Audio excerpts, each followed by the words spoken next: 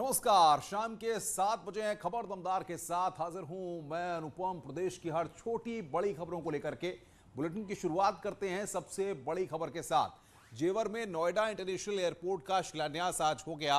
प्रधानमंत्री नरेंद्र मोदी ने बटन दबाकर एशिया के सबसे बड़े एयरपोर्ट का शिलान्यास किया है। इस मौके पर सीएम योगी आदित्यनाथ के साथ डिप्टी सीएम केशव प्रसाद मौर्य और केंद्रीय उड्डयन मंत्री के साथ प्रदेश के नागर विमानन मंत्री नंद गोपाल नंदी भी मौजूद रहे।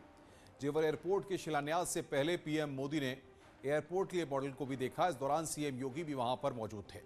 सीएम योगी ने मंच पर पीएम मोदी का सम्मान भी किया। इस मौके पर पीएम मोदी ने कहा कि एयरपोर्ट के माध्यम से मल्टी मॉडल कार्गो का सपना साकार हो रहा है।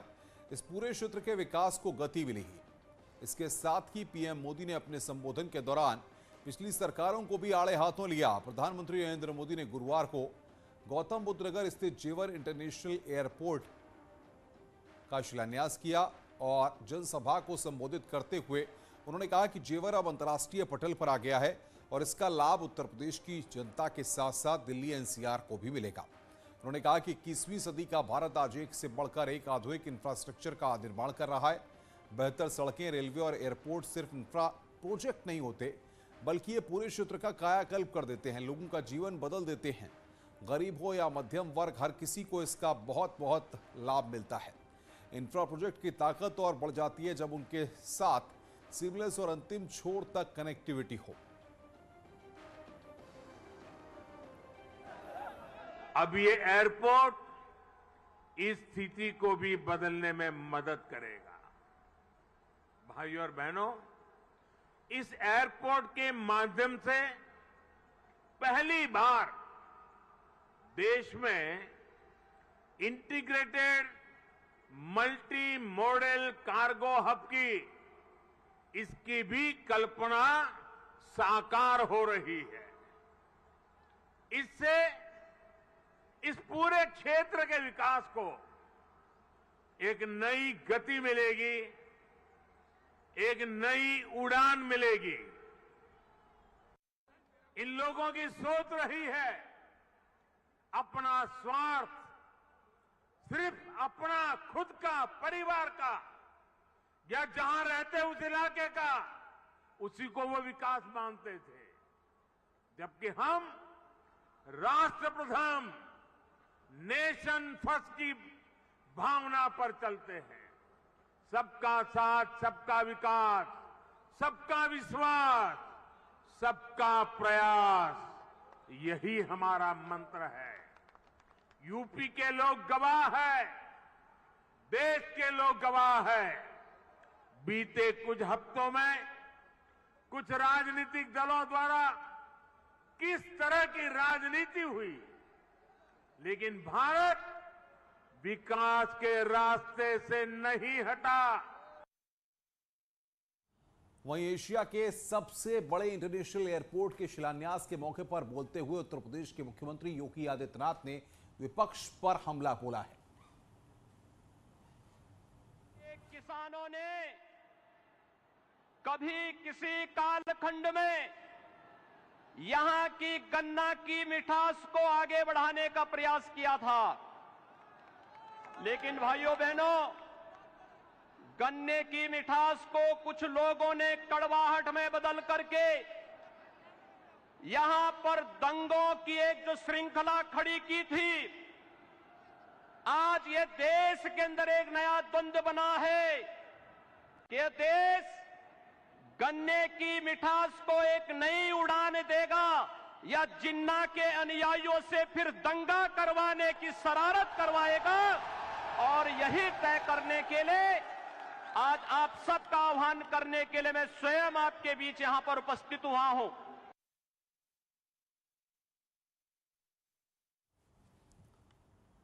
वहीं लखनऊ में जनवादी जनक्रांति महारैली को संबोधित करते हुए समाजवादी पार्टी के राष्ट्रीय अध्यक्ष अखिलेश यादव ने नोएडा एयरपोर्ट के शिलान्यास पर सवाल उठाए।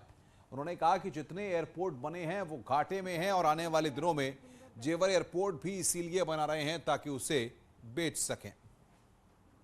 तो यहां पर समाजवादी पार्टी ने भी आपको बता दें कि सवाल खड़े किए हैं जेवर एयरपोर्ट पर। उन्होंने कहा कि सभी एयरपोर्ट घाटे में हैं और बेचने के लिए ये एयरपोर्ट बना रहे हैं।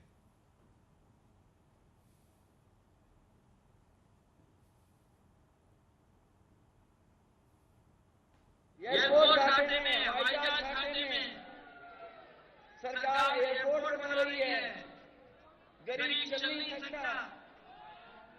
ये एयरपोर्ट इसलिए बन रहे हैं कि जिस समय एयरपोर्ट बन करके तैयार हो जाएगा, भारतीय जनता पार्टी इसको भी बेच देगी।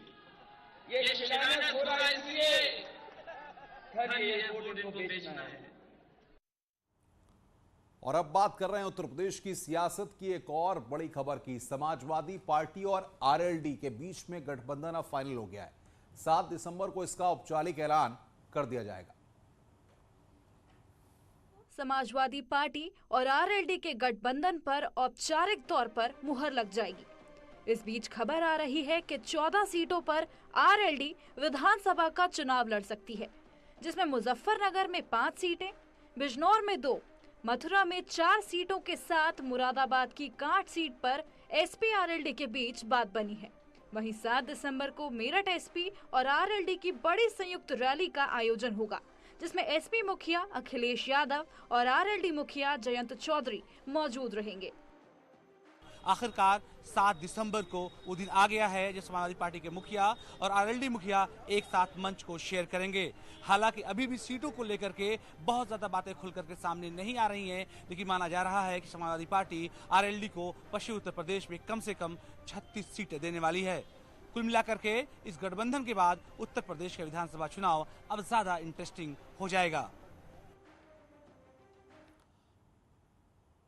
वहीं अखिलेश यादव और जयंत के गठबंधन पर कैबिनेट मंत्री सिद्धार्थनाथ सिंह ने अब सवाल उठाए हैं। उन्होंने कहा कि अखिलेश ने पहले भी गठबंधन किए हैं, लेकिन कोई सफल नहीं हुआ। गठबंधन किए हैं, 2017 में भी किया था, 2019 में भी किया था, मगर एक प्रकार से उनका गठबंधन जितने भी हुए थे सफल नहीं हुए। जो पार्टी, पॉलिटिकल पार्टी, विपक्ष हो या सत्तारूढ़, वो कहीं कुंभकर्ण की निंद्रा में रहेगा और समय समय पे उठ के फिर सो जाएंगे, तो उसको जनता पसंद नहीं करती। प्रतापगढ़ के कुंडा से विधायक रघुराज प्रताप सिंह और राजा भैया ने लखनऊ में मुलायम सिंह यादव से उनके आवास पर जाकर आज मुलाकात की। मुलाकात के बाद राजा भैया ने कहा कि ये शिष्टाचार भेंट थी।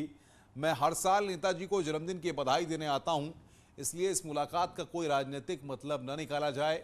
वहीं एसपी से गठबंधन के सवाल पर उन्होंने कहा कि बीजेपी को रोकने के लिए कुछ भी करेंगे, लेकिन अभी एसपी से गठबंधन पर बात नहीं हुई है। जब समय आएगा तब गठबंधन पर भी बात होगी। आदरणीय नेताजी का जन्मदिन था, जो कोविड के 2 वर्षों के बाद मनाया गया। उसमें हम उपस्थित नहीं रह पाए और हर जन्मदिन पे आते हैं, उनको प्रणाम करते हैं। तो ये शिष्टाचार भेंट है और हमेशा होती रही, हमेशा होती रहेगी। अच्छा, इसके अलावा इसके और कोई निहितार्थ आप लोग न निकालिए। उत्तर प्रदेश सरकार के मंत्री रघुराज सिंह ने मदरसों को लेकर विवादित बयान दिया है। उन्होंने वीडियो जारी कर कहा कि अगर उन्हें मौका मिले तो मदरसों को बंद कर देंगे।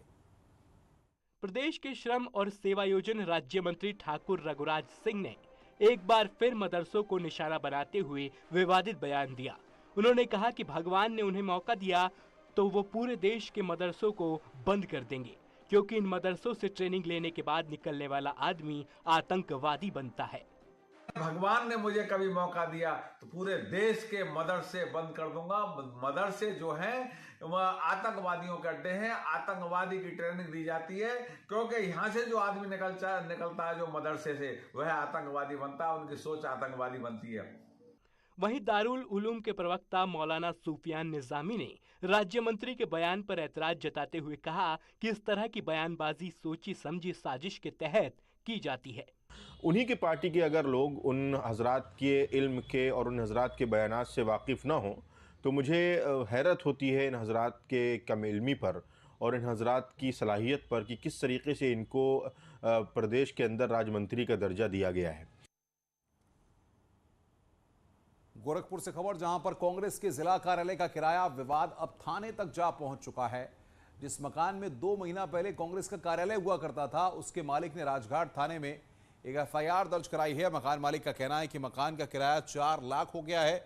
इसको कांग्रेस के प्रदेश अध्यक्ष अजय लल्लू और गोरखपुर कांग्रेस की जिला अध्यक्ष निर्मला पासवान ने नहीं दिया है। मकान मालिक का कहना है कि जब कांग्रेस जिला अध्यक्ष से बात की गई तो उनका कहना है कि पार्टी ने कोई एग्रीमेंट नहीं किया था।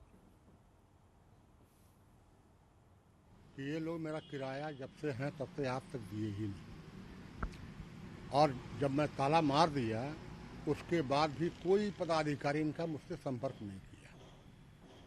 तो भाई जब संपर्क नहीं करोगे, किराया मुझे लेना ही लेना है, तो हम एफआईआर नहीं करेंगे, अपना किराया छोड़ देंगे। किराया तो मुझे लेना ही लेना है। अभी तो एफआईआर किए हैं, कहीं कार्यालय खोलेंगे तो मैं अनशन भी बैठूंगा, किराया तो मैं लूँगा। प्रदेश अध्यक्ष अजय कुमार लल्लू जी के खिलाफ किए हैं और जिला अध्यक्ष निर्मला पासवान के खिलाफ किए हैं। रक्षा मंत्री राजनाथ सिंह आज सीतापुर पहुंचे। यहां पर उन्होंने बूथ अध्यक्षों को संबोधित कर जीत का मंत्र दिया। इस दौरान रक्षा मंत्री ने कहा कि बीजेपी सत्ता नहीं, देश बनाने के लिए सरकार बनाती है। किसी पार्टी में चिंता करता है? लोग कहते हैं घोषणा पत्र में जो भी डालना हो डाल दो, जनता की आंखों में धूल झोंक कर सत्ता हासिल कर लो बहनों भाइयों। लेकिन ऐसी सत्ता हम भारतीय जनता पार्टी के लोग चिमटी से भी नहीं छूना चाहेंगे बहनों भाइयों। ऐसी सत्ता हम चिमटी से भी नहीं छूना। हम जनता की आंखों में धूल झोंक कर राजनीति नहीं करना चाहते, हम जनता की आंखों में आंख डालकर हम राजनीति करना चाहते। रुक रहे हैं यहां पर एक ब्रेक के लिए। ब्रेक के बाद जल्द हाजिर होते हैं।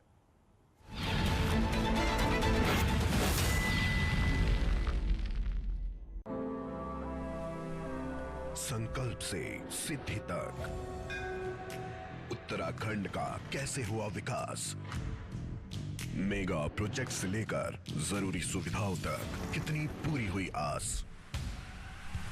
न्यूज़ 18 ला रहा है चर्चा व संवाद का सबसे बड़ा मंच, जहां सरकार और विपक्ष होंगे एक साथ।